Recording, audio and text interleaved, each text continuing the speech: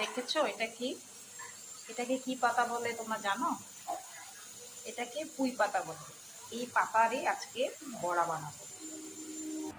প্রথমে পুঁই পাতাটাকে ভালো করে ধুয়ে এভাবে করে আমি কুচি কুচি করে নিয়েছি একটা প্লেটের মধ্যে। তার মধ্যে এবার দিয়ে দিলাম সুজি আর ময়দা।